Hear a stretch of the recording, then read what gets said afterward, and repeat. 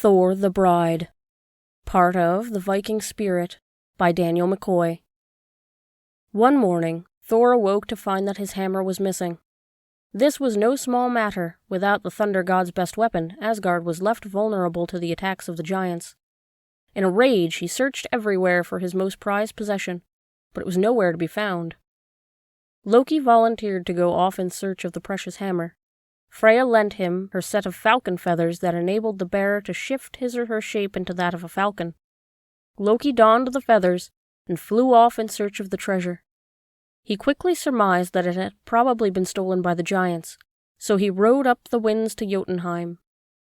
Upon his arrival in that chilling grey land, he changed back into his regular form and approached the chief of the giants, Thrym, Noisy. He questioned Thrym regarding the hammer, and the giant answered that he had not only taken it, but he had buried it 8 miles below the ground, and, added the lonely, ugly giant, he had no intention of returning it until Freya was compelled to be his bride. Loki flew back to Asgard and told this news to his fellow gods, who were alarmed and furious, especially Freya. As they sat in council, Heimdall put forth the following solution: that Thor should go to Jotunheim disguised as Freya, and thereby win back his hammer and take vengeance on its thieves. Thor protested, saying that this was a dishonorable and unmanly thing to do, and that all of the inhabitants of Asgard would mock him for the rest of his days. Loki pointed out, however, that if he didn't consent to Heimdall's plan, Asgard would be ruled by giants. Seeing no other way, Thor sorrowfully agreed to the plan. No detail was spared in the assemblage of Thor's bridal dress. After the humiliated god had put on the costume, Loki, who had far fewer scruples when it came to his sexual honor, offered to go with him as his maidservant.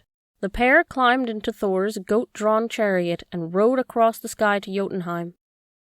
When they arrived, they received a hearty welcome by Thrym, who boasted that the gods had at last brought him the prize he deserved. At dinner, Thor and Loki found themselves in trouble. Thor single-handedly ate an entire ox, 8 salmon, and all of the dainties that had been prepared for the women, not to mention the many barrels of mead he drank. This made Thrym suspicious, and he declared that he had never in his whole life seen such a woman with such an appetite. Loki quickly devised an excuse. "The fair goddess has been so lovesick for you," he claimed, "that she hasn't been able to eat for a week." Thrym accepted this answer, and was overcome by the desire to kiss his bride.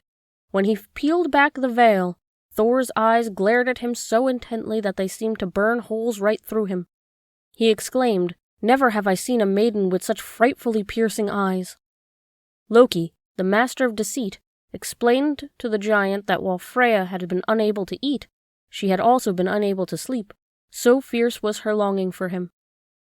The wedding ceremony soon followed. As was customary, Thrym was called for the hammer to be brought out to hallow their union.